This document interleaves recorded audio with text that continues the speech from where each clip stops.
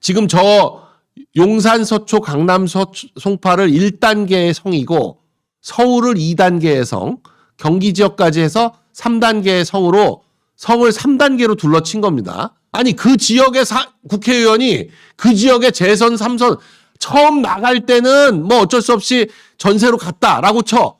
거기서 국회의원 계속 할 생각이면 집을 사야지. 그 사람도 안 사? 아니 자기 지역구에 있는 국회의원도 안 사는 집을 누가 삽니까? 5억 원 올려달라. 그럼 어떻게 5억을 갑자기 구해요? 5억 대출 받을 수도 없고. 현금 5억이 어디 있어? 그러면 쫓겨날 수밖에 없어요. 아니면 그 5억을 월세로 전환시켜가지고 월세로 추가로 내야 되는데 그러면 갑자기 몇백만 원 더 추가로 내야 되는 거야. 한 달에. 그러면서 지금 또 보유세 올리려고 하는데 이젠 또 세금으로 또 뜯어가려고. 지금 이재명 찍었던 그 40%의 전월세 사는 사람들한테는 이제 지역에서 쫓겨나게 만들고 집을 가지고 있는 사람들한테 이제 보유세로 고통을 주고 자기들은 세금 걷어가지고 돈 나눠주고 돈 뿌려서 선거 이기려고 하고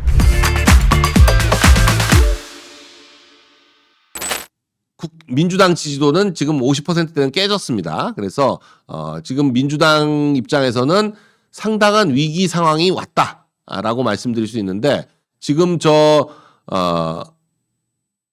리얼미터 조사 결과로도 이 뭐 관세 협상, 예능 출연 뭐 이런 얘기들도 하지만 부동산 대책이 나오고 난 이후 10월 15일에 부동산 대책이 나오고 난 이후로는 저 리얼미터는 매일 조사를 하기 때문에 매일매일의 조사 결과의 퍼센테이지가 나옵니다. 근데 부동산 대책이 나오고 난 이후로는 계속 하락 추세다라는 걸 확인할 수가 있습니다. 그래서 부동산 대책이 이제 본격적으로 반영이 되기 시작하면 50%대가 확실히 깨지지 않겠나. 이재명의 국정수행 지지도가 50%대가 확실히 깨지는 계기가 이 10.15 부동산 대책이 본격적으로 반영되기 시작하면 그런 결과가 나오지 않겠나 예측을 해봅니다. 지금 부동산 대책이 뭐 수도권에만 영향을 미치는 것이 아니냐라고 얘기하지만 부동산 대책 때문에 사실상 지방에서는 수도권으로 입성하기가 불가능해진 그런 상황이죠. 그래서 수도권에 성을 쌓았다. 심지어 진격의 거인에 나오는 3단계 성처럼 용산과 강남 3구 그리고 서울 그리고 이번에 지정된 경기도의 12개 지역에 성을 쌓아서 3단계 성을 쌓았다라는 얘기까지 나오고 있는 거죠. 더군다나 지금 이재명 국정수행 지지도 하락의 결정적인 원인 중에 하나인 관세 협상이 지금 어제 나왔던 기사들은 전부 추가 협상 없이 귀국을 했다. 김용범과 구윤철, 여한구 등 한국 협상팀이 19일 회담을 하고 어제 오후에 귀국을 했는데 추가 협상도 못하고 돌아왔다. 아직 러트닉도 설득 못했다. 이게 어제의 기사들인데 오늘 아침 기사들은 또 내용이 조금씩 바뀌었어요. 그러니까 어느 말이 맞는지 모르겠는데 뭐 대부분의 쟁점이 합의가 됐고 한두 개 쟁점만 남았다. 오늘 아침에는 이런 내용들이 또 기사들이 나오고 있는데 이게 어느 말이 맞는지 알 수가 없다. 도대체 이 정부의 관세 협상과 관련한 얘기는 어디까지가 진실이고 어디까지가 거짓말인지 알 수가 없다. 문서로 최종적으로 확인되기 전까지는 아무것도 믿을 수 없다. 지금 그런 입장인 거죠. 그리고 뭐 여태까지 결과가 그랬습니다. 심지어는 지금 에이펙에 시진핑은 오는 건지 트럼프는 오는 건지 여부조차도 아무도 확답을 안 하고 있습니다. 오기를 희망한다라는 식의 말도 안 되는 소리를 하고 있는데 지금 이제 열흘 남았는데 에이펙이 열흘 남았는데도 가장 중요한 두 명의 주요 인사 트럼프와 시진핑이 오는지 안 오는지 여부조차도 제대로 확답을 못 하고 있는 그냥 막연히 둘이서 오면 회담을 할 것이다라는 식인데 당연히 회담하러 오는 거니까 오면 회담하는 거죠. 근데 오면 회담한다는 식의 말도 안 되는 소리를 하고 있습니다. 이에 따라서 국힘 장동혁 대표는 이재명 정권의 관세 협상 실패 분노한다. 관세 협상 실패 때문에 8월에만 중소기업 133곳이 쓰러졌다. 관세 협상이 한 발짝도 나가지 못하는 상황에 수출 기업이 겪고 있는 피해는 막대하다. 지난 8월 한 달 동안 쓰러진 자동차 부품, 철강 등의 중소기업이 133곳이다. 관련 산업의 생태계가 뿌리째 흔들리고 있다. 그렇습니다. 지금 관세 때문에 자동차는 25%, 자동차와 자동차 부품은 25%, 철강과 알루미늄은 50% 관세를 맺고 있는데, 그러니까 관세를 물고 있는데, 이렇게 되면 사실상 철강이나 알루미늄, 자동차 부품은 수출 못하는 거죠. 그러다 보니까 그 관련 제품을 수출하는 기업들이 직접적으로 타격을 입고 있다. 네. 8월 한 달간 차 부품, 철강, 알루미늄 분야 중소기업 133곳이 폐업 상황이다. 제조업이 속절없이 무너지고 있다. 이런 와중에 지금 뭐 대한민국이 의지할 곳은 재벌 총수들밖에 없다. 손정희의 초청으로 5대 그룹 총수가 말하라고 초청을 받았는데 트럼프는 손정희와 디셈보와 한 조가 돼서 치고 5대 그룹 총수들은 다른 조에서 친다. 골프가 같은 조도 아니면 사진이 나올 수가 없죠. 사진이 나올 수가 없습니다. 그러니까 트럼프는 엉뚱한 9월 달에 있었던 뉴스가 나온다. 이것도 그냥 호들갑만 잔뜩 떨어놓고 실제로는 아무것도 얻은 바가 없다. 캄보디아 구금, 캄보디아 얘기가 지금 점점 커지고 있는데 캄보디아에 구금돼 있던 한국인들 64명을 송환했다. 이걸 가지고 김병주와 서영교가 마치 한국인들을 캄보디아에서 구출해 온 것처럼 이렇게 말도 안 되는 서영교는 뭐 그 SNS에다가 자기가 고맙습니다 그렇게 올려놨어요. 네, 자기가 고맙습니다 했는데 지금 마치 김병주가 가서 자기 지역구 사람들 구출해 온 것처럼 생쇼를 했는데 실제로 보니까 지역구민을 구출한 게 아니라 범죄를 저지르다가 캄보디아 경찰에 의해서 체포된 사람들을, 그러니까 범죄인들을 송환해 온 거예요. 전부 보이스피싱, 로맨스 스캠 등에 가담했던 사람들이다. 그리고 재밌는 건 저 64명 중에 50명 정도가 천안으로 이제 인천공항에 왔다가 각 그 수배가 된 곳으로 이제 전부 그러니까 그 이송을 하는데 그 중에 50여 명 정도가 천안으로 이송이 됐다는 거예요. 보니까 그 천안에 있는 연암대학교라는 대학교 학생들 선후배와 연관이 돼가지고 그 연암대학교 학생들이 꽤 있었다라는 거예요. 또 김병주는 하도 욕먹으니까 문신청년도 우리 국민이다. 그 문신청년이 단순히 문신이 문제가 아니라 완전 조폭. 오히려 그동안 그 우리 국민들을 감금하고 학대하고 고문한 당사자 아니냐. 거의 다단계의 총책. 보이스피싱 다단계의 총책처럼 보이는 사람을 그래도 우리 국민이 어쩌니 엉뚱한 소리를 하고 있습니다. 김병주가. 근데 김병주 저 사진에는 눈이 왜 이렇게 삐뚤어졌어요? 사진이 이상한 거야? 아니면 그리고 64명 송환되자마자 지금 58명인가요? 영장 청구한다. 구속영장을 청구하겠다. 지금 그러고 있습니다. 그러니까 사실상 범죄자 아닌 사람이 거의 없는 거죠. 이게 이 중에 64명 중에 충남경찰청에 45명인 거 보니까 이 충남경찰청 45명이 대부분 연암대학교 학생들이다. 이런 얘기가 나오고 있습니다. 지금 구속영장을 몇 명 친다는 기사도 나왔죠. 48명, 58명인가 이미 구속영장을 치겠다. 이미 송환하고 나서 구속영장을 안 치면 계속 잡아놓고 있을 수가 없죠. 64명 중에 5명은 석방하고 나머지는 59명을 구속영장을 신청을 했군요. 그중에 검찰이 1명 반려하고 58명에 대해서 구속영장을 청구한 것이 아닌가 싶습니다. 그런데도 불구하고 지금 계속 캄보디아에서 사망한 한국인들 얘기 계속 후속 기사가 쏟아지고 있습니다. 지금 뭐 각 언론사들이 전부 캄보디아에 기자들을 보내서 그동안 보도되지 않았던 얘기들을 전부 특종 단독을 내고 있어서 지금 뭐 캄보디아에 가는 한국인들이 매년 3,000명씩 사라졌다. 저런 기사까지 나오고 있어요. 납치, 감금, 사망보다 실종이 훨씬 더 많다. 캄보디아에서 한국인 올해만 17명 숨졌다. 아니 도대체 무슨 캄보디아에서 내란 났습니까? 캄보디아에서 한국 사람들끼리 집단적으로 무슨 전투를 해요? 3,000명이 어떻게 실종되지? 광주 가지고 광주에서 뭐 몇천 명 죽었네 하다가 나중에 보니까 200명이었는데 광주에서 죽은 사람들보다 15배가 실종되는데 저것 놔두고 5년 사이에 82명이 죽었고 올해만 17명이 죽었고 아니 그러면 캄보디아에 지금 보세요. 5.18 민주화 운동 기간 동안 사망한 사람이 총 166명인데 부상한 사람까지 다 해봐야 2,600명이고 근데 지금 1년에 3,000명이 그러면 민주화 운동, 광주 민주화 운동 같은 일이 캄보디아에서 매년 벌어지고 있는 겁니까? 캄보디아에서 한국인 대학생 살해한 중국인 3명이 한국에서 재판 여부가 불투명하다.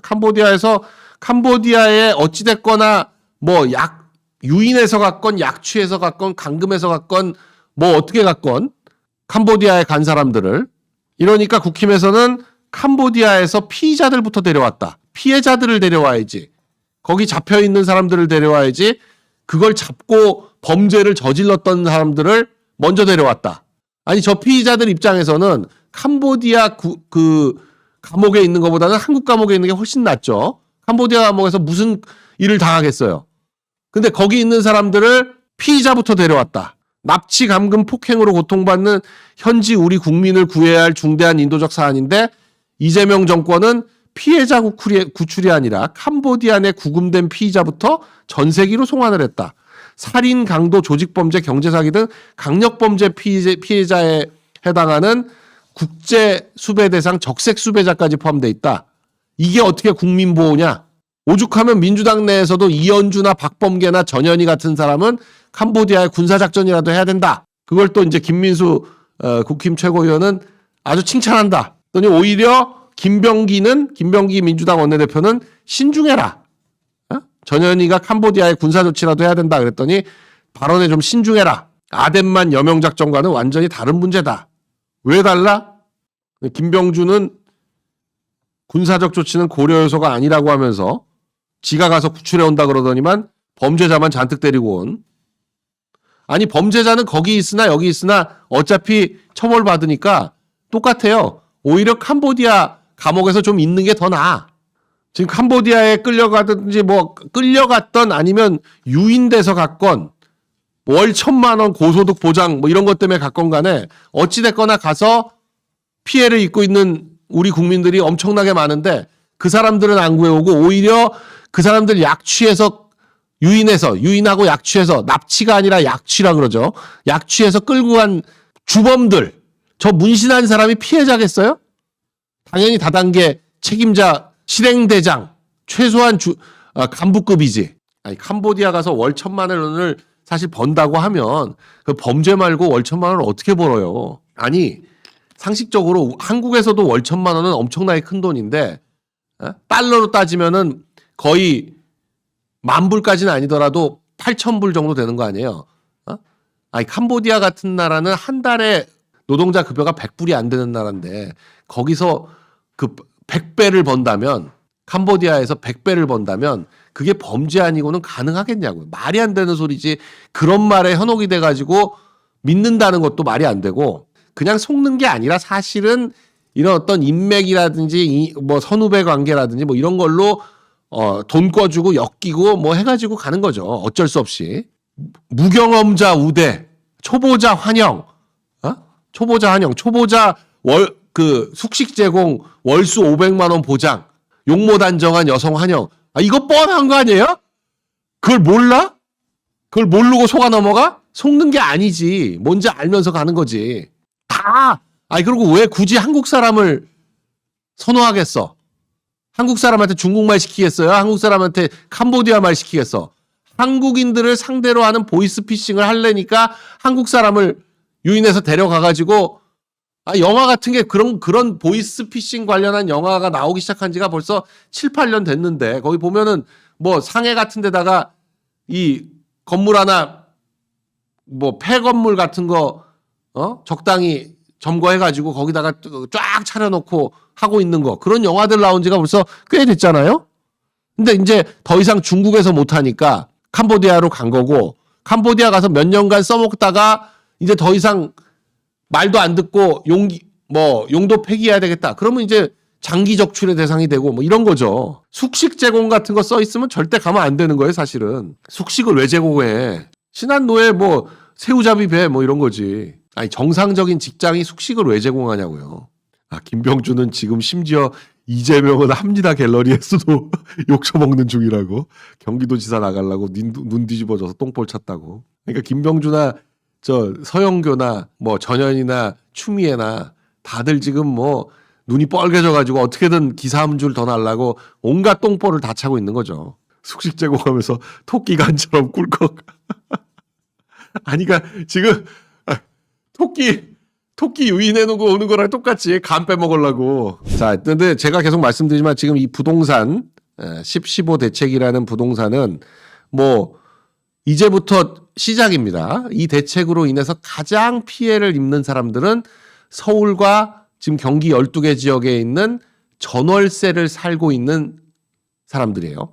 서울과 경기 12개 지역 내에 집을 소유하지 않고 자가를 소유하지 않고 전월세를 살고 있는 모든 사람이 피해 당사자입니다. 이 대책으로 이 대책에 발표된 지역 내에서 집을 소유하고 있는 사람들은 피해 입을 게 없어요. 현재까지는. 아직은 보유세 부분이 보유세 강화 뭐 이런 게 발표가 안 된 상황이기 때문에 집을 소유하고 있는 사람들은 아직은 피해자가 아닙니다. 그런데 뭐 집을 좀 팔기 불편하게 돼 있다고 하더라도 안 팔면 그만이니까. 안 팔면 그만이니까. 어차피 뭐 팔든 안 팔든 팔 생각이 없었던 사람이 대부분이고 팔려고 했던 사람 입장에서도 이렇게 된 이상 그냥 계속 갖고 있자. 뭐 이렇게 되는 거죠. 아주 급매로라도 팔려고 했던 사람이야 내놓으면 팔리죠. 어떤 식으로든지. 팔리니까 뭐 별 문제가 없는 거고 집을 소유한 사람들 그러니까 60%의 집을 소유하고 있는 아마 55% 정도 될 것 같아요. 55에서 50에서 64인 것 같은데 그 서울과 지금 경기 지역에 집을 소유하고 있는 당사자들은 피해자가 아닌데 집을 소유하지 못한 상태에서 전월세로 거주하는 사람들은 당장 이제 주거 불안이 현실화되는 겁니다. 지금 이제 자기 전세 만기가 된 사람들은 특히 4년으로 이제 전세 만기된 사람들은 갑자기 지금 10억의 전세를 들고 있는 사람들은 분명히 13억, 14억, 15억 달라 그럴 거예요. 집주인들이 30% 이상 무조건 올려서 새로 받는 거니까 그렇게 해서 들어오든지 아니면 나가라. 새로 받겠다. 분명히 그렇게 나올 겁니다. 지금 2년 돼가지고 5%밖에 못 올리는 사람들은 모르지만 이제 전세 가격이 급등하게 되는 결과가 초래될 거고 전세 가격 급등이 그러니까 집이라는 거는 실수요라는 게 분명히 있기 때문에 그 실수요자들은 어쩔 수 없이 울며 겨자 먹기로 올려달라 그러면 올려줄 수밖에 없어요. 지금 저 용산 서초, 강남 송파를 1단계의 성이고 서울을 2단계의 성, 경기 지역까지 해서 3단계의 성으로 성을 3단계로 둘러친 겁니다. 저 밖에 있는 사람들은 저 안으로 이제 도저히 들어갈 수가 없게 된 거예요. 왜냐면 현금 아니면 못 사니까. 근데 누가 집을 현금으로 사는 사람이 어디 있어요? 5억, 10억짜리 집을 현금 다 주고 사는 사람이 있나요? 저는 본 적이 없어. 집을 현금 주고 산다는 게 말이 되냐 이거죠. 그런데 여기에 지금 이제 야당은 헌법 소원을 하겠다 지금 그러고 있는데 문재인 때 헌법 소원해가지고 그때는 이 대출 15억 이상 주택에 대해서 뭐 규제하는 것들이 그때는 어쩔 수 없다 이렇게 나왔는데 지금은 그때는 왜냐 28번이나 대책을 내놨는데도 안 되니까 집값을 안정시켜야 되겠다는 게 크다 뭐 이런 것들이 작용했지만 이번엔 너무 빨리 너무 강력한 대책을 내놨기 때문에 이번 건 어떻게 될지 모르겠습니다. 근데 제가 볼 땐 받아들여질 가능성도 상당히 있어요. 그러나 지금 이런 리스트들이 돌고 있습니다. 이런 리스트들이 돌고 있어요.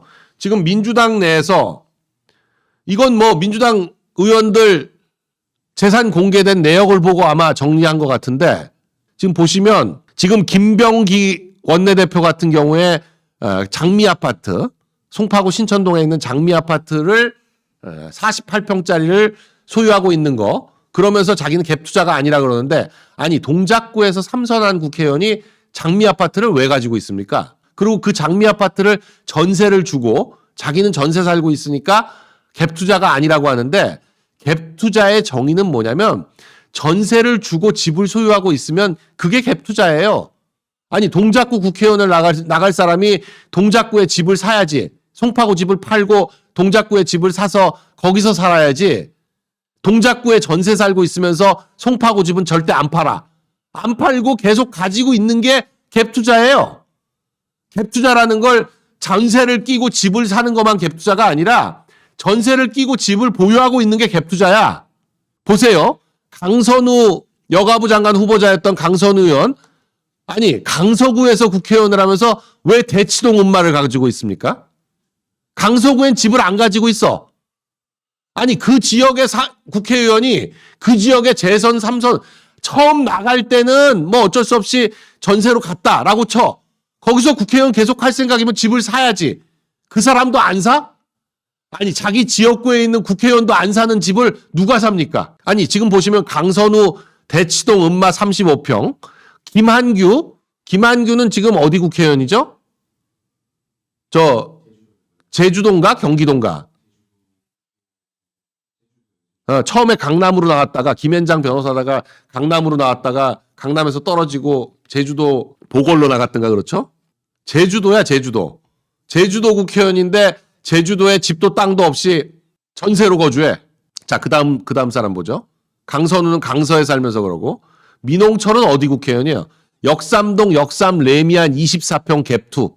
김해에는 집 안 사. 아니 집이 또 영등포구 당산동 당산 센츄럴 아이파크를 사네.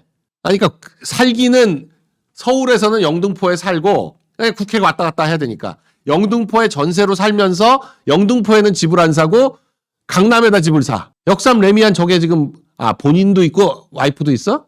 아니 저건 둘이 그 2분의 1씩 가지고 있는 거겠지. 영등포에는 전세 살고 김해에는 아파트 소유하면서 강남에는 한 채를 꼭 끼고 있는 갭투로. 건물 임대차 딱 나왔네. 갭투했다는 게. 자, 박균택은 어디 의원이에요? 여기는 또 자기는 일원동 DH자이 개포 국평을 갭투하고 차녀도 개포동 대치 2단지 21. 애들 하나 꼭 또 껴주지 또. 박균택은 어디 의원이야? 광주. 안도걸은 어디 의원이에요? 개포동 개포자이 프레지던스 33평 갭투. 아니 광주 의원들이 광주엔 집을 안 사고 다 강남에 집을 사. 위성락은 논현동 펜트힐 캐스케이드 제지 2층 상가를 가지고 있고 정동영 역시 또 빠질 수 없죠. 도곡동 도곡한신 41평. 정동영은 전주에서 국회의원 하지만 도곡동에 산 적도 없지 않나? 도곡동에 살았나? 살면서 가지는 거예요? 아니면 아예 살지도 않으면서 강남에 집만 소유하는 거야? 원래부터 살았다. 그럼 뭐 할 말이 있는데 살기는 뭐 영등포나 상암 살면서 국회 가깝게 하려고. 좌파들은 사는 건 강남이고 못 사는 동네나 전라도에 표 따박따박 나오는 곳에서 출마해 대신 여의도에 공공임대로 짤방 하나 주는 건 인정 4년 만기로. 아니 그건 말이 안 되고 그냥 의원회관 거기 의원회관에 자기 의원실 엄청 크거든요. 거기에 조그맣게 온돌방 하나 만들어줘. 거기서 자고 먹고 하면 되잖아. 집이 먼 사람들은. 뭘 여의도에 따로 집을 만들어. 의원회관이 얼마나 큰데. 의원회관이 1인당 거의 50평이에요. 근데 거기 방 하나 만드는 게 뭐 힘들어. 전현희도 전현희 지금 의원 어디서 해요? 중구에서 하잖아. 근데 집은 레미안 서초 STG S 국평 갭투야. 아니 그리고 전현희가 국회의원은 또 강남에서 했어요. 강남구에서. 강남구에서 했었는데 강남구에 집이 있는 게 아니라 서초동에 또 집이 있고 주철현 서초동 아크. 주철현도 그 광주 아니야? 서초동 아크로비스타 62평. 정준호는 어디예요? 국회의원이. 여수. 그러니까 전라도 의원들이 다 강남에 집이 있어. 양문석은 저기 안산에 안산 국회의원이잖아요. 지금. 박성준도 중구에서 국회의원 하면서 집은 서초동이야. 서초 한빛 삼성 42평. 김유는 누구예요? 아니 그리고 강유정이도 뭐 아크로 리버파크인가 있다 그러던데. 배우자건 본인이건 가족이 가지고 있는 거지. 반포동 아크로 리버파크 딱 가지고 있잖아. 아니 그러니까 전라도는 발전 못하게 그냥 하다못해 스타필드 하나 들어갈라 그래도 뭐 5일장 망한다고 못하게 난리 쳐가지고 전라도 사람들 다 대전 와가지고 스타필드 가는데 코스트코 익산도 지역 상권 초토화. 근데 연구 결과에 따르면 초토화 안 된다는 거 아니에요. 코스트코도 없다. 그러니까 자기들은 강남 사니까 광주, 전주가 어떻게 되는지 모르지. 신경도 안 쓰고. 살기는 강남 사는데 뭐. 강남에 집 가지고 있고. 지금 관세협상 말아먹고 있는 김정관이는 헬리오시티를 가지고 있고. 관세협상 말아먹는 조현은 이촌동 아파트만 가지고 있는 게 아니라 조현은 저건 진짜 최애 그 가장 그 극상의 부동산, 저는 뭐 투기란 표현은 안 쓰지만 부동산 그 수법인데 제일 그 황당한 방법이 뭐냐면 재개발을 할 때는 재개발, 그러니까 뭐 빌라나 단독주택들 모여 있는 그런 단지들을 이렇게 다 이렇게 구역 그어 가지고 싹 헐고 아파트로 개발할 때는 집이나 뭐 빌라나 이렇게 원래부터 주택이었던 거를 소유하고 있던 사람은 괜찮아요. 그런 사람들 거를 사는 거는 그냥 뭐 그게 또 아파트를 받는다. 요건 모르겠는데 제일 극악무도한 수법이 뭐냐면 거기는 도로를 사는 겁니다. 도로. 사도 같은 게 있거든요. 그러니까 도로도 이제 국가가 가지고 국가나 지자체가 갖고 있는 도로도 있지만 거기 또 개인이 가지고 있는 도로들도 있어요. 사도라고 얘기하는데 그런 사도를 사도 어차피 사도도 몇 평이지만 도로기 때문에 일반 시중 대지 가격의 한 3분의 1에서 4분의 1, 심하게는 10분의 1 가격으로 거래되거든요. 그러니까 굉장히 싸. 그런 도로를 사서 가지고 있다가 재개발될 때는 집을 한 채 받는 거예요. 같은 평수로 계산이 되니까. 근데 그렇게 도로를 사는 방법이 가장 정말 뭐라 그럴까? 진짜 선수들이 하는 방법이거든요. 진짜 선수들이 하는 방법인데 저 조현은 그 도로를 샀더라고. 한남동 재개발, 한남동 뭐 2구역인간에 도로를 샀어. 그게 조현이야. 아니 지금 계속 말씀드리지만 지금 통화량이 엄청나게 늘고 있고 공급이 부족하고 뭐 이런 상황이기 때문에 이제 M2가 이제 제일 중요한 겁니다. 이게 요구불 예금까지 포함한 실질적으로 시중에 돌아다니는 돈을 볼 때 저 M2를 보는데 M2가 증가율 뭐 현재 사상 최대치를 기록하고 있어서 그리고 최대치를 기록하고 있는 것뿐만 아니라 뭐 8월 한 달 동안만 36조가 풀렸다는 더 늘고 있다는 거니까 어마어마하게 지금 늘고 있어서 당연히 실물 자산의 인플레이션이 발생하고 실물 자산의 가치가 점점 뭐 전 세계적으로 금값 상승하는 거나 이런 것들로 봐서 부동산 시장이 향후 엄청난 상승을 할 수밖에 없기 때문에 지금 이걸 끌려면 공급밖에 없어요. 근데 민주당 놈들은 신규 주택을 공급하면 그러니까 자기 지역구 내에 30평 신축 30평 이상 아파트가 들어오면 그만큼 표를 잃는다. 그 표 다 날아간다. 그러니까 새로 있는 이 재건축 재개발을 해가지고 30평 이상 아파트를 때려 넣으면 그 재건축 재개발 전에 있었던 사람들은 다 나가고 표심이 완전히 바뀐다. 이런 도그마에 빠져 있습니다. 실제 그런 현상이 발생하기도 하지만 보수화되죠. 그러니까 절대로 공급을 안 하려고 이번 대책들도 보면 공급은 현실성이 전혀 없어요. 135만 가구 말만 했지 아무것도 나오는 건 없어. 아니 인구가 줄기 때문에 부동산이 떨어진다는 얘기는 20년 동안 하고 있지만 그 사이에 가구 수는 엄청나게 늘었고 인구가 줄지도 않았어요. 인구가 줄지도 않았어. 지금 사망자와 신생아 수의 비율이 사망자는 매년 한 30만 명 선을 고정적으로 유지하고 있는데 신생아가 팍 줄어가지고 거의 20만 명 선까지 갔다가 다시 지금 한 23만 명 정도로 올라가고 있는데 그게 한 7만 명 아니에요? 그러니까 차이가 그러니까 자연 감소율이 1년에 7만 명인데 7만 명 내지 10만 명인데 외국인이 늘어난 걸 보시면 외국인이 지금 지난 20년 동안에 250만이 늘어났습니다. 그러니까 이 인구의 자연 감소분을 외국인 그 주재하는 외국인들이 증가하는 걸로 메꾸고 있어서 인구는 절대 줄지 않아요. 5,200만 선에서 줄지 않고 그냥 계속 유지될 겁니다. 앞으로 한 30년 동안은. 그러니까 인구가 줄기 때문에 그 외국인들은 어디서 살 거야? 외국인들도 집이 필요하잖아요. 인구가 줄기 때문에 주택 수요가 준다는 말도 안 되는 얘기는 전혀 통하지 않는 얘기고 더군다나 주거는 한 20년 되면 낡기 때문에 신규 주택으로 공급을 계속 해줘야 되는데 신규 주택 공급을 안 하면서 계속 저렇게 수요를 억제하겠다?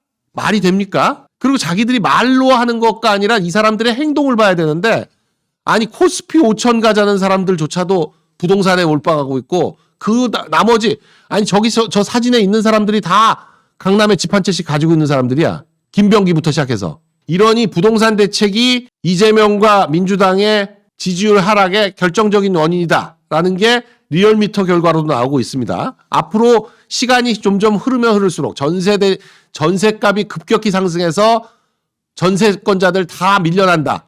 이 성 밖으로 밀려나는 거죠. 그 강남 4구에서 전세로 살고 있는 사람들은 강남 4구 바깥으로 밀려나고, 서울에서 전월세로 살고 있던 사람들은 이 나머지 경기 12개 지역으로 밀려나고, 경기 12개 지역에서 살고 있던 사람들은 경기 나머지 바깥으로, 또 수도권에서 살고 있던 사람들은 수도권 바깥으로, 강원도나 충청도로 밀려나는 현상이 계속되죠, 이제. 그리고 저 대책 지구라고 하는 건 정부가 찍어준 부동산 투자 지구라는 거 아니에요. 앞으로 부동산에 투자하는 모든 사람들은 저 지역에다가 부동산을 사야 되는 거죠.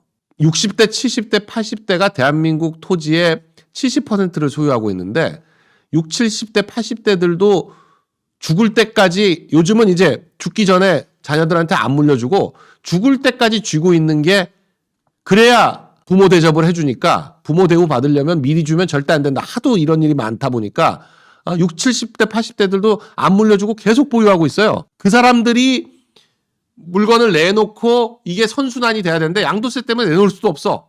그러니까 보유세를 강화를 할 거면 양도세를 낮추든지, 뭐 시중에 물건을 공급한다는 건, 부동산은 어디서 빵 찍어내서 팔듯이 파는 게 아니기 때문에 기존에 보유하고 있는 사람들이 내놓지 않으면 나올 수가 없는 거예요. 나올 수가 없는 겁니다. 근데 내놓는 사람들이 내놓지 못하게 하는 정책을 쓰면서 공급을 하겠다 그러면 공급이 돼요? 자기들도 알아. 그런 보유 부담이 크면 집을 팔 거라 그러는데, 아니 집값이 오르는 것과 보유세가 하는 것과 차이를 다 평가를 하죠. 시장 참여자들이 바보가 아니에요. 지금 뭐 국힘에서는 이 부동산 대책을 아주 정말 내년 지방선거의 가장 핵심 공격 포인트라고 보고 있는 것 같습니다. 10.15 대책은 부동산 테러다. 온 국민이 공황 상태다.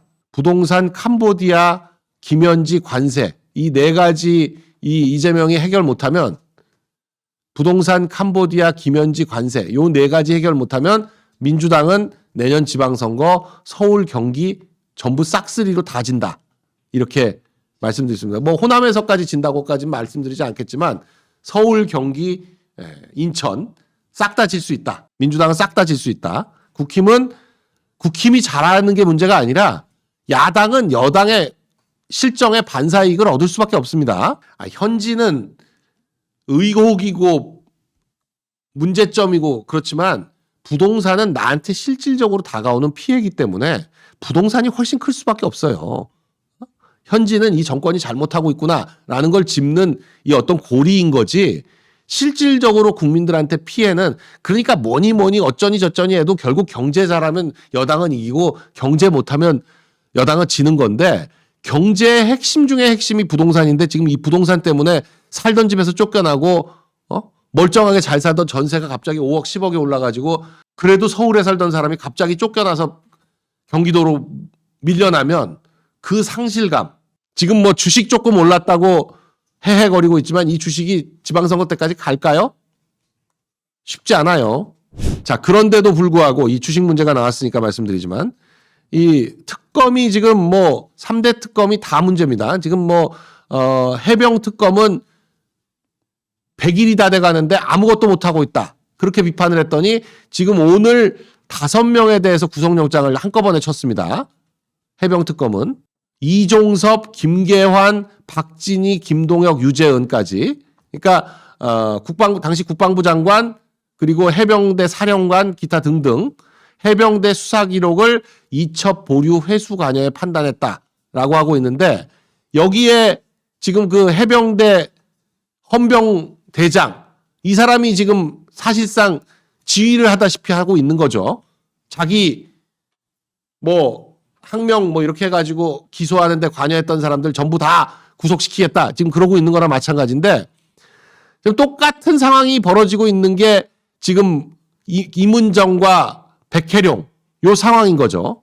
근데 저 영장 과연 나올지 지켜보시죠. 저 5개 영장이 다 기각되는 순간 최혜병 특검은 사실상 파산하는 겁니다. 그리고 민중기 김건희 특검. 이 민중기가 사실상 이게 뽀록이 난 이유가 뭐냐. 김건희 여사가 주식에 대해서 잘 몰랐다 이렇게 변명을 하니까 잘 알고 있었다라는 걸 입증하기 위한 정황 증거로 네오세미테크라고 2010년에 상장 폐지된 주식이 있는데 2010년에 상장을 했다가 8개월 만인가 상장 폐지가 됐다는 거죠. 네오세미테크는 1년도 채 못 버텼어요.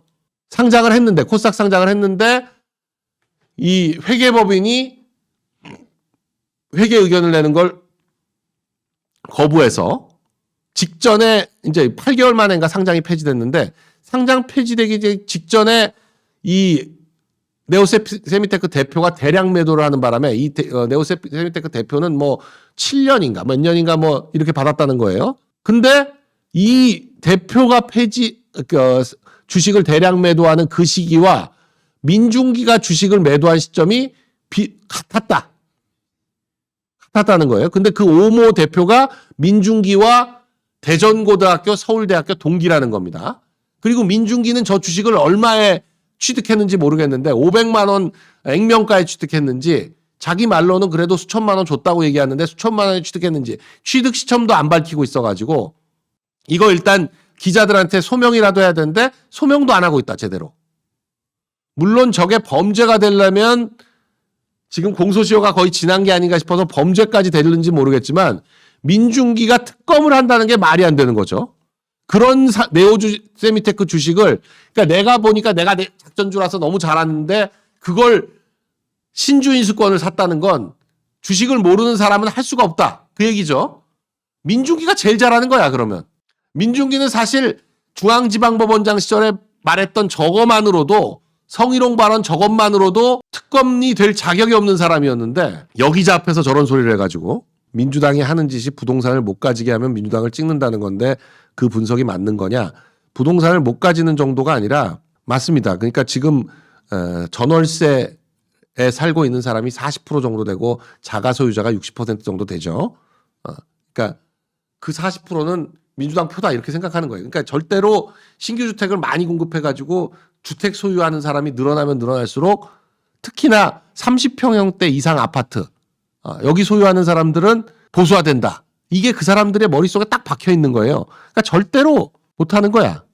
일단 이제 월세부터 폭등할 거예요. 월세부터 폭등하고, 그러니까 월세, 전세 다 폭등하죠. 전세가 전세 폭등이 먼저죠. 전세 기간이 끝났을 때 보증금 30% 이상 올려달라 이렇게 얘기가 될 거고, 그러면 이 사람들은 할 수 있는 방법이 계속 살려면 보증금을 못 올려주면 이 보증금 올릴 것만큼을 월세로 전환하겠다 이럴 거 아니에요? 돈이 보증금 3억 5억을 갑자기 어떻게 내? 그럼 그 3억 5억에 대한 거를 반전세로 하자. 이런 식으로 월세로 해달라. 그러면 그 월세 가격이 오르는 거예요. 지금 월세 있는 사람들도 갑자기 이제 또 월세 기간 끝났을 때 월세를 늘리든지 보증금을 늘리든지 둘 중에 하나 해라. 그랬을 때 월세를 늘릴 수밖에 없죠. 그럼 월세가 폭등하는 거예요. 민중기는 특검이 문제가 아니라 지금 당장 민중기를 국정조사해야 된다. 민중기 특검에 대한 민중기를 국회로 불러서 이 주식 매수와 관련해서 이거 당연히 아니 뭐 대법원장도 나오는데 특검이 왜 안 나와요? 당연히 나와야지. 대전고등학교 동기라는 거 아닙니까? 2010년에도 벌써 문제가 됐었는데 2015년에 이 네오세미테크가 상장 폐지된 뒤에 국정감사에서 이 논란이 있어서 이 분식회계 사건 그때 대전고 출신인 오갑수 금융감독원 부원장 이근영 금감원장이 요 네오세미테크 관련 주식을 보유한 걸로 확인돼서 이거 양재택도 있네요. 그러니까 지금 이 양재택 변호사가 김건희 여사랑 잘 안다 이래가지고 지금 김건희 여사가 그 신주인수권부 이 오모 씨는 징역 11년형을 받았네요. 그러니까 자기가 너무 잘하는 거지. 1억 5,800만 원의 수익을 받는지 지금 정확하게 오명환을 먼저 불러야 되겠네. 오명환을 청문회에 불러서 지금 감옥에 있겠네요. 징역 11년이 확정됐으니까. 나왔을 수도 있나? 아니 4년간 도망 다니다가 잡혀와서 징역 11년을 받았으니까 거의 나올 때가 되지 않았나 싶은데. 장동혁 대표는 민중기 특검은 법복 입은 도적이다. 미공개 정보 주식 거래를 고발하겠다. 고발할 뿐만 아니라 당연히 이 국회에 세워야 됩니다. 세워서 이 내용을 확인을 해야 돼. 당시 지금 논란이 된 사람들, 당시 금감원 부원장이었던 사람들, 원장이었던 사람들, 대정고 출신들, 또 양재택 변호사 이런 사람들 쭉 불러가지고 구체적인 내용을 확인을 해서 분식회계로 유죄가 확정된 동기 오모 씨하고 손을 잡고 헐값에 사들인 비상장 주식을 상장 폐지 직전 모두 팔아치워서 1억 6천만 원에 가까운 수익을 챙겼다. 근데도 말로는 회사 관계자가 아니라 지인 소개로 투자하고 증권사 직원 권유로 매도했다. 이거 지인이 그 사장인가 보지. 증권사 직원은 사장한테서 오모 씨가 야, 나 팔 건데 같이 팔자 그러니까 그 다음에 증권사 직원한테 팔아야 되지 않을까요? 이렇게 하면서 팔았겠지. 즉각 고발하겠다고 하는데 고발뿐만이 아니라 국회로 불러야죠, 당연히. 15년형 벌금 520억 원. 근데 나중에 11년형이 확정됐대. 이건 2015년이고 나중엔 11년. 저게 또 우회 상장한 거구만. 상장한 지 어떻게 해서 8개월 만에 상장 폐지가 됐나 했더니 우회 상장을 2009년에 해가지고 2010년에 상장 폐지가 된. 뭐 관세 협상이 막판 스포트를 보이고 있다. 문서에 서명할 때까지는 믿을 수가 없어요. 그동안 하도 뭐 잘 된다 잘 된다. 너무나 협상이 잘 돼서 문서가 필요 없다. 뭐 이런 말로 그야말로 분치를 해오다가 민낯이 그냥 계속 드러나는 이런 일이 여러 번 있어가지고 지금도 김정관이 바로 또 말이 바뀌었어요. 미국이 전액 현금 투자 요구하는 것에서 물러섰다 이러는데 이 미국 쪽에서 이 말이 나와야 되는데 이 말이 미국 쪽에서는 전혀 안 나오고 있다. 네. 그래서 지금 대답도 이런 식이에요. 지금 거기까지 갔으면 문제를 해결할 수 없었을 텐데 상당 부분 미국 측에서 우리 의견을 받아들인 측면이 있다. 받아들였다도 아니고 받아들인 측면이 있다. 전액 현금 요구는 아니다라고 하지만 그게 맞냐? 그러면 또 받아들인 측면이 있다. 안 그러면 안 되는 거 아니냐? 이런 식의 우리의 희망사항과 현재 진행사항을 적당히 섞어가지고 변명으로 일관하는. 네, 변명으로 전액 현금 투자면 문제를 해결 못해. 뭐 그런 식으로. 그거야 우리 사정이고, 그건 우리 사정이고 미국은 지금 전액 현금 투자를 요구하고 있는데 그러면 우리 사정에 따라서 전액 현금 투자를 못하겠다고 했을 때 미국이 그냥 관세 너 먹어 그러면 어떻게 할 거예요? 그럼 이제 반도체도 100%, 의약품도 100% 이렇게 계속 매길 거야. 그랬을 때 어떻게 할 거예요? 그 대책은 얘기를 안 하고 그냥 우리가 할 수가 없다. 배째라. 그러고만 있는 거죠. 네, 국내 은행들이 캄보디아의 프린스 그룹이라는 지금 우리나라에도 이 천즈라는 중국인이 회장으로 있는 프린스 그룹이 프린스 브루잉이라는 클럽을 운영하고 있다. 그래서 프린스 브루잉에 가서 승리가 또 뭐 캄보디아와 관련된 여러 가지 얘기도 하고 그러는 바람에 승리와 프린스 그룹과의 연계점은 뭐냐? 뭐 이런 논란도 또 계속되고 있습니다. 근데 이 프린스 그룹이 은행도 가지고 있고 그러면서 다양한 사업을 한국 내에서도 벌이려고 하고 있는데 일단 프린스 그룹이 국내에 가지고 있는 프린스 뱅크의 계좌를 법인 예치금을 동결했다. 국내에서도 약 912억 원 가량을 동결했다라고 하고 있습니다. 영국, 미국이 제재에 나서면서 각국에서 이 프린스 그룹과 관련해서 계좌 동결하거나 범죄 혐의로 지금 뭐 프린스 그룹 자금이 KB국민, 전북, 우리, 신한은행 4곳에 총 912억 원을 예치하고 있네요. 이걸 전부 동결시켰다는 거죠. 캄보디아 현지 법인을 통해서 총 52건의 국내 은행 간의 거래를 했고 이 거래에 전북은행에 47건의 정기예금을 예치했고 거래액만 1216억 9,600만 원이다.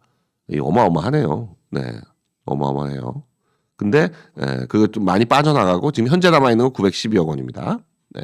이 자금 세탁 방지 국제 협약에 따라서 국제사회에서의 제재가 결정되면 여기에 가입돼 있는 국내 은행들은 문제되는 계좌를 전부 자동적으로 동결하도록 돼 있다.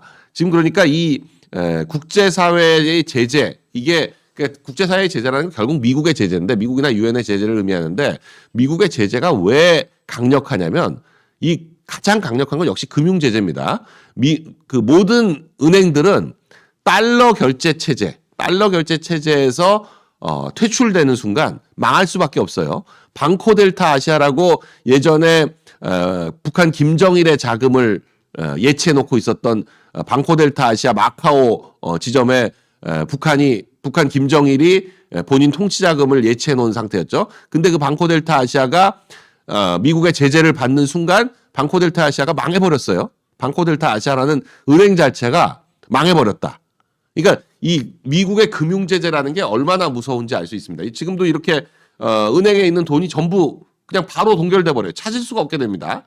그러니까 미국이 특정인을 딱 찍어서 제재하려고 하면 이런 식으로 북한과의 연계점 뭐 이런 걸 가지고 제재할 수도 있고, 아니면 국제범죄조직과의 연계점 이런 걸 가지고도 제재할 수가 있는데, 그렇게 돼버리면 바로 금융거래를 못하게 되죠. 카드 사용, 뭐 금융거래, 모든 은행과의 거래가 사실상 동결되고 은행에 있는 계좌는 돈을 당장 찾을 수가 없게 되죠. 그냥 다 묶여버리는 겁니다. 그러니까 이 금융제재가 정말 피를 말린다. 저때 방코델타 아시아 때도 금융제재로 계좌를 동결했더니 북한 쪽에서 피가 마른다. 뭐 이런 얘기가 나올 정도로 금융계좌 동결하면 그냥 망하는 겁니다. 그 개인도 그렇고 단체도 그렇고 그냥 망할 수밖에 없어요. 은행 거래를 할 수가 없는데, 국내에 있는 모든 은행은 전부, 그러니까 그 제도권 내에 있는 모든 은행은 달러 결제 체제 하에 있는 겁니다. 이 달러 결제 체제 하에서 퇴출되는 순간 뭐 해외로 송금하거나 해외에서 송금받거나 이런 것들이 불가능해지면서 은행 업무 자체를 할 수가 없게 되죠. 그러니까 망할 수밖에 없게 되는 겁니다. 그냥 은행이 갑자기 사채업자가 되는 거예요. 달러 결제를 못하게 되는 순간. 그러다 보니까 이 모든 금융기관들은 미국의 제재, 미국의 경제 제재, 뭐 금융 제재, 어떤 식의 제재든 여기에 민감할 수밖에 없고, 그 협약에 전부 가입돼 있고, 그렇기 때문에 제재가 작동하는 순간 바로 이렇게 계좌를 동결하고 거래를 중지하고 이런 일이 벌어집니다. 이 여당이 결국 그 이재명의 공직선거법 사건이 되게 불안한가 봅니다. 어제도 서울고등법원에서 고등법원장한테 파기환송심 재판 대통령 임기 내에 할 수 있는 거 아니냐? 이재명 정부 중에도 언제든지 재판 기회를 잡아서 할 수 있는 거 아니냐 했더니 이론적으로 그렇다. 이렇게 지금 대답을 하니까 민주당에서 불안한지 지금 대법관을 14명에서 26명으로 늘리겠다. 그러니까 이재명 임기 중에 22명을 새로 임명할 수 있게 됩니다. 그렇게 되면.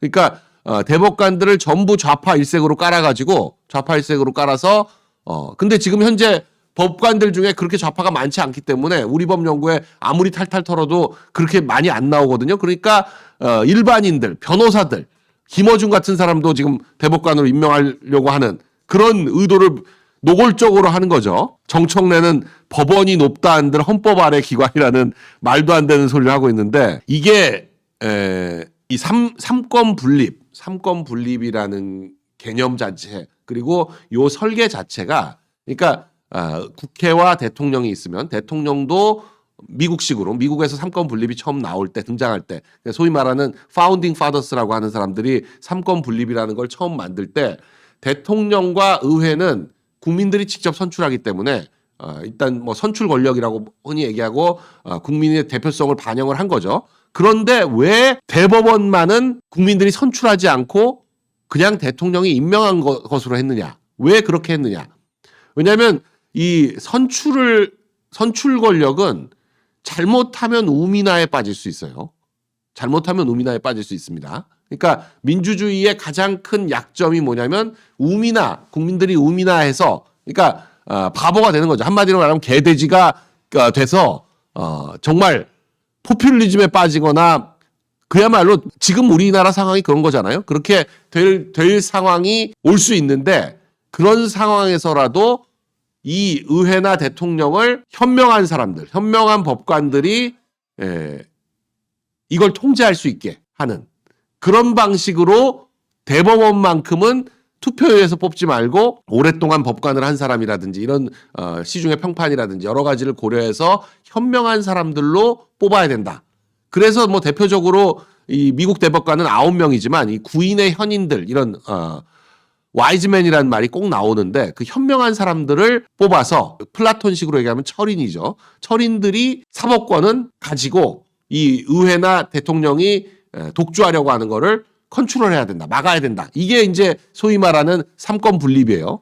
이 삼권 분립의 원리는 그 알렉시스 토크빌이라는 프랑스 정치학자가 1800 그러니까 19세기 중반입니다. 1849년인가요? 그 알렉시스 토크빌의 미국의 민주주의인가 뭐 그런 책이 있는데 그게 몇 년도 책인지 한번 볼까요? 한번 찾아봐봐요. 알렉시스 토크빌의 미국의 민주주의. 미국의 민주주의라는 책이 1832년이군요. 1832년. 미국에 가서 미국의 이 삼권 분립과 미국의 민주주의를 지켜보고 와서 그걸 미국의 민주주의라는 책을 썼는데 이 미국의 민주주의의 대표적인 내용, 또 그 책의 마지막 부분에 가면 그런 내용이 나옵니다. 이 삼권 분립과 관련해서 왜 의회와 대통령은 국민들이 선출하지만 대법원만큼은 국민들이 선출하지 않고 엘리트들이 대법원에 진입할 수 있도록 그렇게 만들어놨느냐. 이게 이제 그 철인 정치와 우민 정치 이걸 적절하게 서로 균형을 가지고 견제와 균형할 수 있도록 토크빌이 분석한 독립적인 사법부라는 것 자체가 굉장히 중요하다. 정치적 압력에서 독립적으로 행동해야 된다. 그래서 의회나 대통령이 사법부를 장악하려는 시도에서 벗어나야 된다. 그래서 미국 대법관들은 종신제로 임명이 됩니다. 종신제로. 우리처럼 5년의 임기, 대법원장은 6년 임기 이게 아니라 임명되는 순간 종신제이기 때문에 한 명의 대통령이 대법관을 지금처럼 22명을 지금과 같이 하면 22명이나 되는 대법관을 이재명이 임명하게 된다는 거 아니에요? 그러면 사법부가 완전히 특정 정치인 편향적인 일색의 그런 법관으로 사법부가 구성되는 거를 막기 위해서 9명의 대법관들을 종신으로 다 임명하도록 해서 대통령이 대법관을 한 명 임명할 수 있을까 말까예요. 미국에서는. 그러니까 뭐 우연찮게 트럼프 같은 경우에는 2-3명 지난번에 일기 때 2-3명 임명했던 것 같은데 그 사망하고 긴스버그 대법관이 사명하고 뭐 이래가지고 임명했던 것 같은데 거의 한 명도 임명하지 못하고 대통령을 끝내는 그런 사람들도 꽤 있습니다. 그럴 정도로 이 삼권 분립에 있어서 독립적인 사법부의 역할이 굉장히 중요하다. 다수의 횡포 이걸 견제하는 것이 굉장히 중요하다. 거기다가 이재명이 만일에 대법원에서 파기환송심이 확정됐을 때도 재판 소원을 해가지고 어떻게든 대통령직을 계속할 수 있도록 하기 위해서 사심제 재판 소원을 하겠다. 재판 소원을 하겠다. 이건 완전히 이재명 한 사람을 위한 재판인 거죠. 조희대 대법원장은 이러한 사법개혁안에 대해서 공론화 과정에서 사법부 의견을 충분히 내겠다라고 얘기를 하고 있는데 지금 뭐 공론화니 뭐니 이미 민주당은 안을 정해놓고 밀어붙이겠다. 이런 입장이라서 이걸 대법원이나 법원에서 과연 막을 수 있겠느냐. 장동욱 대표는 이재명의 대법원이 될 것이다. 그러나 여당도 전직 대통령 면회할 순간이 올 것이다. 이재명 대통령실 안에 대법원 비서관실, 정권의 홍위병으로 이재명 재판을 묻으려고 하는 속셈이다. 그러나 민주당도 곧 전직 대통령 면회의 순간이 올 것이다. 이 백보드에 꼭꼭 숨겨라. 애지중지현지 48시간의 비밀. 관세협상 내막. 네. 자, 이제 특검 중에 민중기 아주 뭐 일파만파로 커져가고 있습니다. 만주예요. 민중기가 가지고 팔았던 주식수가 만주였는데 네오세미테크의 주식이. 근데 이 민중기와 대전고등학교 서울대학교 동기인 이 네오세미테크의 오모 대표의 아들에게도 만주였다. 근데 이게 무상증자 몇 주를 합쳐가지고 총 주식수가 12,036주였어요. 그러니까 무상증자 일부 하면서 늘어난 건데 정확하게 이 이 오모 대표의 자녀들, 당시 10살, 22살 그랬다는데 10살과 22살의 자녀들도 10,000주씩 딱 가지고 있었는데 12,036주. 민중기도 정확히 12,036주를 가지고 있었다. 근데 이거를 오모하고 파는 시기가 거의 유사하게 비슷한 시기에 팔아서 차익을 남겼다. 그래서 피해 주주들은 지금 일종의 뇌물 비슷하게 고위직 이런 사람들한테 인사차로 선물로 삼아주고 했다. 뭐 이런 얘기들을 하고 있습니다. 그런데 민중기는 위법이 없다. 그러면서 매도 시점에 대해서 함구하고 있습니다. 언제 팔았는지에 대해서 정확히 밝히지 않고 있다. 네. 이 네오세미테크로 개미들이 당할 수밖에 없었던 게 2009년에 우회 상장을 하고 2010년 9월인가 8월에 그냥 상장 폐지가 돼버렸어요. 그러니까 우회 상장한 지 거의 1년도 채 안 돼서 상장 폐지가 되는데 그 사이에 워낙에 뭐 매출도 부풀리고 뭐 수출 계약 공시도 하고 뭐 이런 방식으로 해가지고 코스닥의 10위권 시가총액 7천억 원까지 올라갔다는 거예요. 그러니까 개미들은 엄청나게 좋은 회사인 줄 알고 대거 달려들었다가 와장창 이때 이 오모 씨는 회계법인으로부터 실사 통보를 받자마자 자기 차명 계좌로 보유하고 있던 주식 22만 주를 24억 원에 매도했다. 네. 근데 민중기는 아무 소리 안 하고 있다. 논란은 죄송하지만 위법은 없다. 그렇게 얘기하고 있지만 그 당시 2010년의 국정감사에서도 이미 7,000명이 넘는 사람에게 4천억 원에 가까운 큰 손실을 끼친 사건이다. 상당수 많은 대전고등학교 출신과 연이 있다. 이렇게 당시 이성원 국회의원도 얘기를 했던 그런 상황입니다.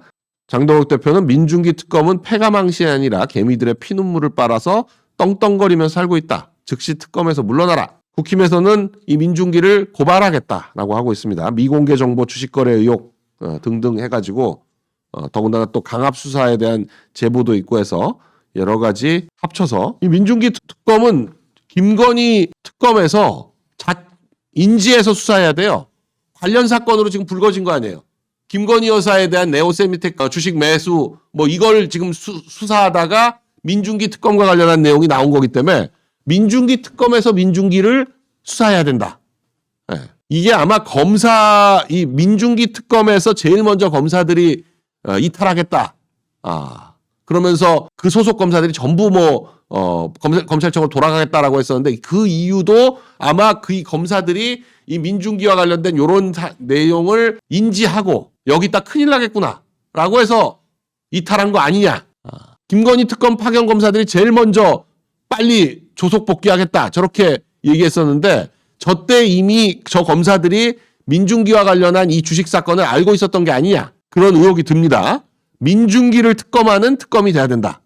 지금 특검 파견된 검사들은 다른 사건을 수사할 게 아니라 민중기 사건부터 수사해라. 그러니까 민중기는 본인이 네오세미테크로 작전주로 돈을 벌었으니까 여기 이렇게 신주인수권을 인수했거나 아니면 뭐 주식을 이 상장 전에 인수했던 사람들은 전부 대주주인 오모 씨하고 관계상 작전으로 들어온 거 아니냐 이렇게 생각을 하는 거죠. 그러니까 김건희 여사가 신주인수권 인수했다. 이거 자체로 여기가 주식을 모른다는 건 말이 안 된다.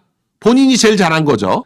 맞습니다. 카탈리나 님이 좌파들의 특징이 자기 범죄를 남에게 덮어 씌우는 재주는 특출하다.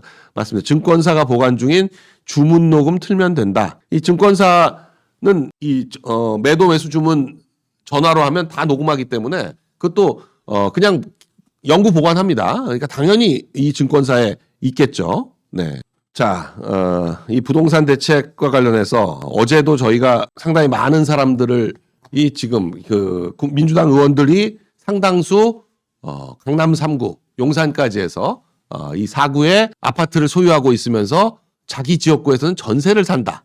이런 말씀을 드렸는데 본격적으로 지금 전부 조사를 해가지고 기사들이 나오고 있어요. 여당 의원 중에 61명이 지금 규제 지역 내에 아파트를 소유하고 있는데 그중에 63%는 지역구에서는 새빵살이를 하고 이 규제 지역 내에 있는 그 아파트들은 애지중지 갭 투자로 전세를 놓고 있거나 아니면 그 집에서 양쪽에서 사는 거죠. 지역구에도 전세 얻어놓고 또 서울에도 집이 필요하다 이래가지고 있고 또 제일 심한 경우에는 서울에는 영등포 국회의사당 옆에 따로 집을 또 전세를 얻고 지역구에도 전세를 얻어놓고 강남에 있는 아파트는 전세로 다른 사람한테 주고 있고 이런 경우도 있었어요. 박균택, 이현주, 정동영, 안도걸 어제 저희가 다 말씀드렸던 의원들입니다. 이런 사람들 지금 전부 아파트를 가지고 있다. 그러니 이 부동산 대책이라는 게 효과가 있겠나? 문재인 때도 문재인 대통령실 내에 있는 사람들 강남에 아파트 갖고 있으면 다 팔아라. 두 채 갖고 있는 사람들은 한 채 팔아라. 실제로 판 사람들 아무도 없죠. 막상 팔으라고 압력을 가하니까 자리를 던져버린 사람이 있었죠. 그 사람이 누구였죠? 그 자리에서 사퇴해버렸죠. 집 팔으라 그러니까. 김조한 민정수석이 집 놔두고 나가버렸잖아요. 민정비서관, 민정수석이. 한 달 만에 줄사표. 노영민도 그렇고 김조한도 그렇고 집 팔으라 그러니까 사표 내고 나가버리는. 자, 그런데 지금 국토부 차관, 이게 국토부에서 나온 이 대책이 얼마나 실효성 없고 자기들도 안 지키는 대책인지 단적으로 보여주는 발언을 국토부 차관이 했습니다. 본인은 33억짜리 아파트를 보유하고 있으면서 이번에 집값 떨어지면 사라. 기다렸다가 오르면 어떡할 거야? 당장 몇 천만 원 혹은 2억 원이 모자라서 집을 사지 못해 아쉬워하는 분들은 집값이 우상향할 것이라고 보기 때문에 그러는 것 같다. 그래서 현 시점에서 스트레스를 받는데 참아라. 집값 떨어지면 그때 사라. 이런 소리. 안 떨어지면 어떡할 건데. 본인은 이미 이 사람 장난 아니에요. 성남시 수정구 고등동의 판교밸리 호반 서밋을 최근에 매도했고 자기 와이프는 분당구 백현동에 다 판교입니다. 판교 푸르지오 그랑블. 이게 판교 분당 전체 통틀어서 최고의 아파트인데 판교 푸르지오 그랑블을 보유하고 있고 정자동의 상가 임차 보증금 1억 원 아파트 임대 보증금 관련해서 이걸 신고했다. 네.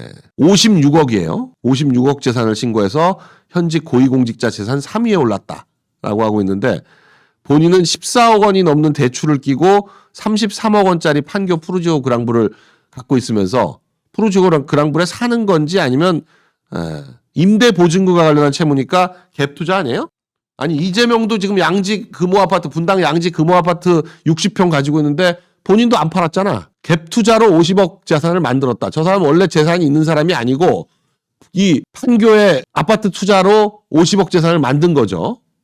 노컷 뉴스에서도 심지어는 이 기사를 냈는데 집값 안정되면 집사라던 국토부 차관은 배우자는 갭 투자했다. 33억 5천만 원에 매입을 했네요. 매입을 한 거고 그때 14억 8천만 원 전세를 끼고 매입을 해서 실투자금은 18억 7천만 원인데 현재 실거래가는 40억에 육박한다라고 하는 거 보니까 117제곱미터짜리 샀네. 117제곱미터짜리거든요. 네, 그거 33억 5천에 산 거예요 본인이. 근데 지금 40억 이상 한다라는 거지. 불과 1년 만에 6억 5천만 원 상승했다.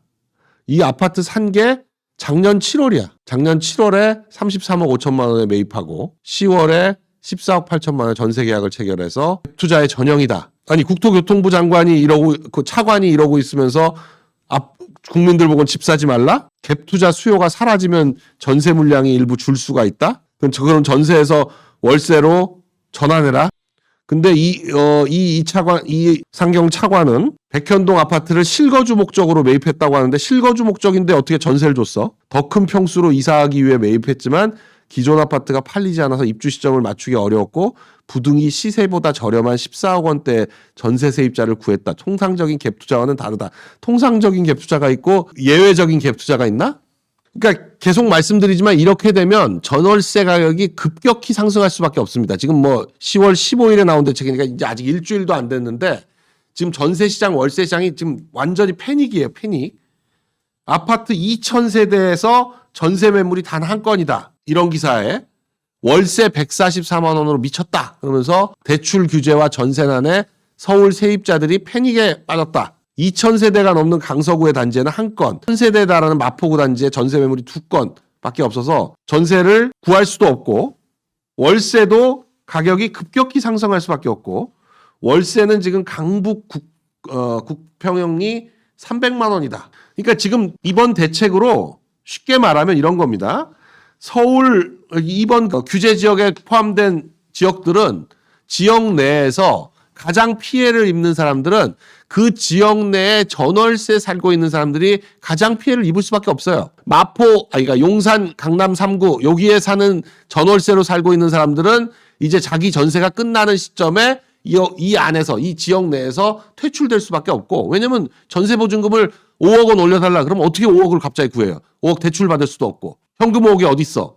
그러면 쫓겨날 수밖에 없어요. 아니면 그 5억을 월세로 반월세로 하자라고 해서 그 올려달라는 보증금만큼을 월세로 전환시켜가지고 월세로 추가로 내야 되는데, 그러면 갑자기 몇백만 원 더 추가로 내야 되는 거야, 한 달에. 그러니까 지금 이 규제 지역 내에 있는 사람들 중에 60%는 자가라고 봐요. 보통 자가 비율이 55에서 64이니까 60%는 자가라고 보더라도 40%는 전월세를 사는 사람들인데, 이 전월세 사는 사람들이 자기 사는 집에서 지금 전세 기간 이제 4년이 끝나가면 쫓겨날 수밖에 없다.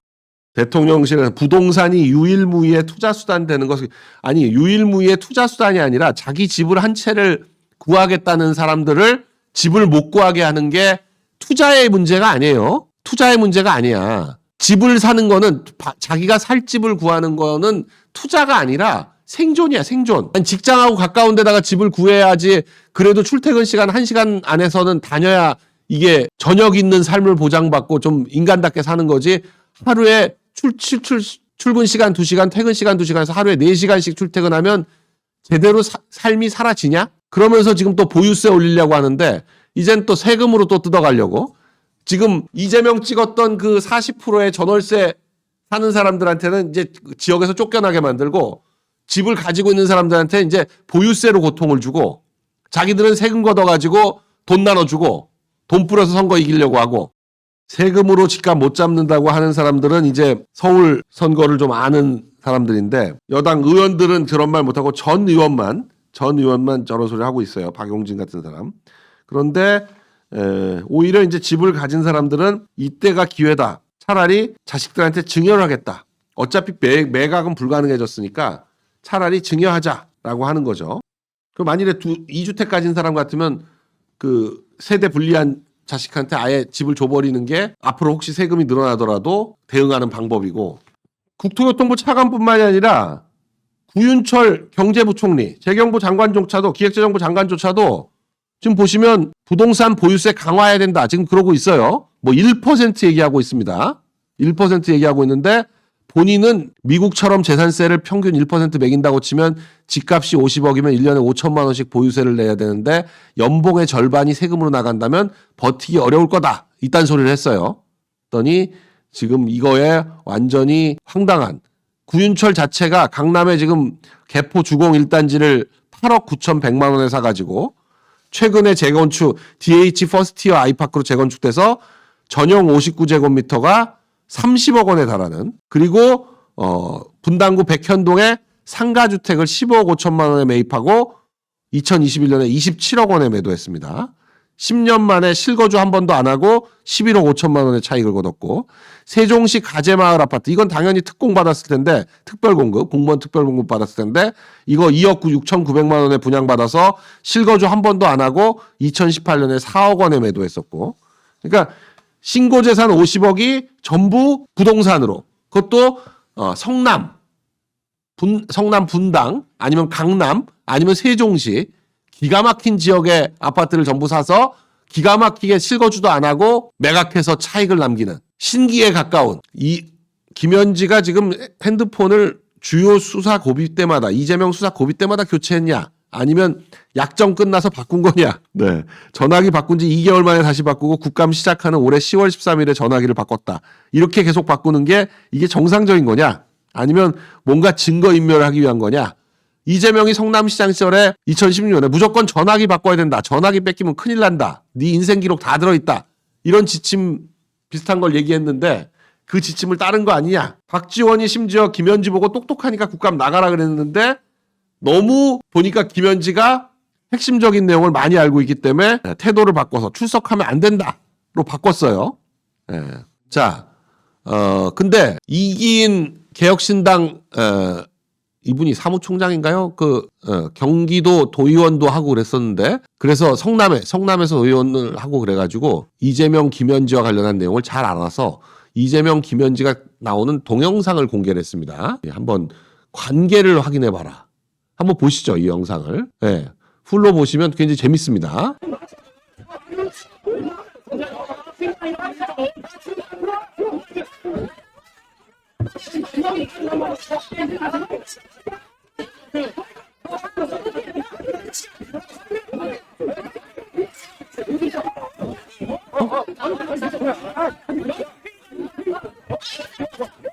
하지 말라. 멘트를 사람을 왜 갖고 나오냐고.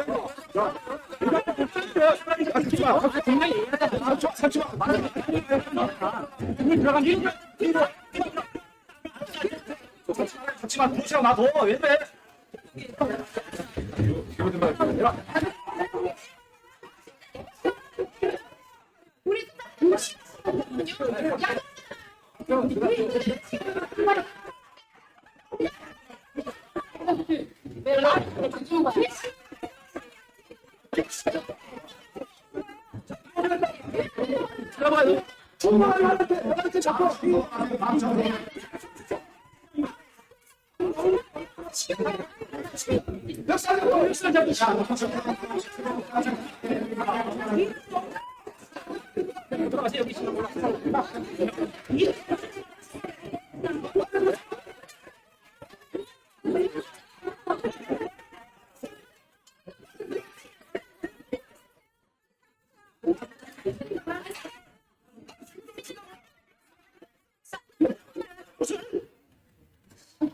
야! 내가 지금 시간이 나 교지 다시 끝나고 나갔잖아.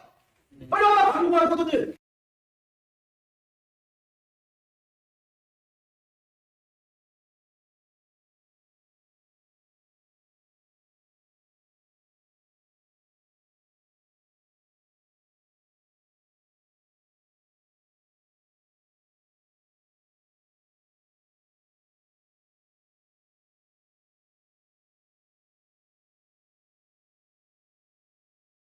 저게 21년 전입니다. 2004년 3월 25일, 21년 전 영상인데 저 때도 이미 누가 봐도 김현지와 이재명과의 관계가 뭐냐 21년 전입니다. 21년 전. 네.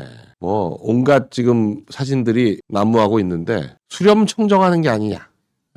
김현지가 추천해서 산림청장 된 거 아니냐라고 얘기했던 신구대학교 교수 출신 김인호 산림청장이 대선 이후에 뭐 김현지랑 통화도 한 적이 없고 뭐 전혀 아무것도 한 적 없다라고 얘기하더니 말을 확 바꿨어요. 말을 바꿔가지고 김현지랑 통화했다.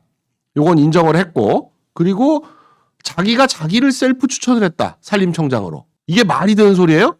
지금 추천한 걸 직접 캡처해서 제출했는데 저는 저를 제가 잘한다고 생각해서 추천을 했습니다. 제가 작성했습니다. 김인호 교수를 산림청장으로 강력히 추천드립니다. 이거 누가 썼냐 그랬더니 제가 썼다.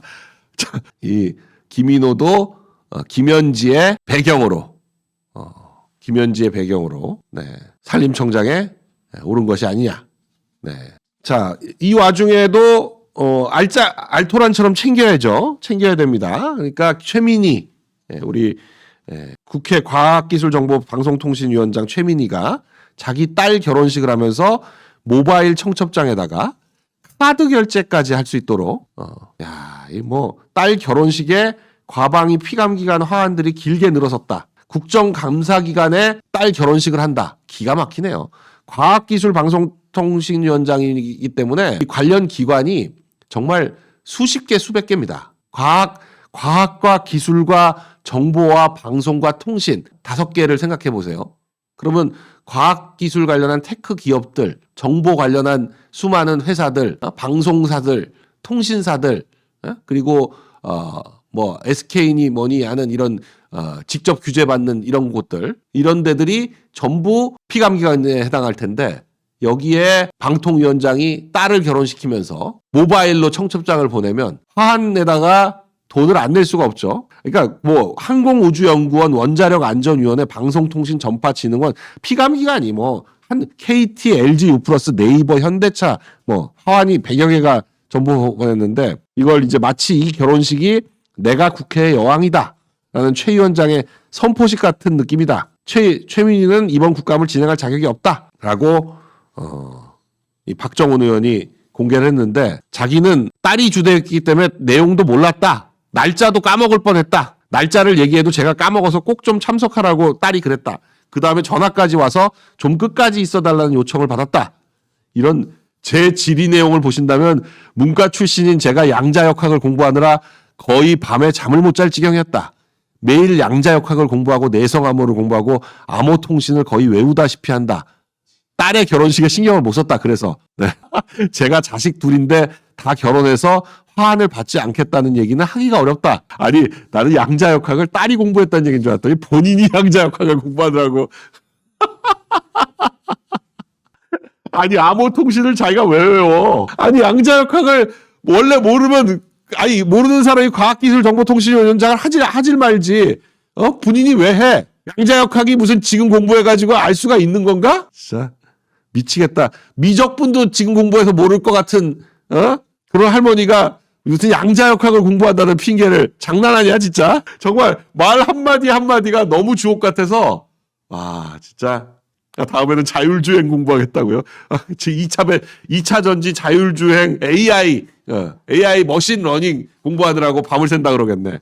또 이 무소속으로 지금 최혁진이라고 여기가 아마 누가 물러난 자리를 최근에 물려받은 사람일 거예요. 얼마 안 된 것 같은데 작년 4월에 된 게 아니고 최근 들어서 갑자기 들어와가지고 이번 국감에 떠보려고 그 도요토미 조요토미 무슨 그 사진 국감장에서 꺼내 올렸잖아요. 조희대 대법원장 앞에서. 이상한 짓을 혼자 다 하고 있는 사람인데 최혁진이라는 강유정 대타인가요? 강유정이 대통령실 가면서 물러나니까 대타로 들어왔는데 여기가 아마 무슨 기본소득당인지 뭐 그 자리로 들어왔는데 기본소득당으로 안 가고 자기가 사퇴해가지고 기본소득당으로 안 가고 그래서 무소속으로 지금 있는 걸 같더라고요. 강유정 승계해서. 그런데 어떻게든 지금 좀 떠가지고 민주당으로 다시 돌아가려고 이런 거 하고 있어요. 이런 거 하고 있습니다. 거기에 어제는 또 김충식의 내연녀를 나경원의 언니가 소개했다. 그러면서 그걸 이제 나경원 의원의 남편이죠. 남편인 김재호 춘천지방법원장한테 이걸 물으니까 나경원 의원은 딸만 넷의 제일 큰 언니라서 언니가 없어요. 근데 언니가 소개했다고 나경원에. 네. 그랬더니 저런 사진이 막 만들어졌죠. 조요토미 히데요시 때문에. 네. 현지 누구 시대. 도련님이 시대. 네. 나한테 처형이 있어. 언니가 없어요. 언니가 없어. 근데 언니가 했다고. 아니, 그러니까 이런 사람은 지금 이제 뭐든지 하여간 사고를 쳐든 어쨌든 하여간 그 기사가 나와서 개딸들한테 지금 바라보고 정치하는 거죠. 개딸들만 바라보고 정치하는 거예요. 지금 추미애니 서영교니 최민희니 전부 개딸만 바라보고 정치하는 겁니다. 국민들한테는 뭐 비난을 받던 안색을 찌푸리게 만들던 전혀 신경 쓸 게 아니고 오로지 개딸들을 위한 정치를 한다. 개딸들한테만 인정받으면 된다.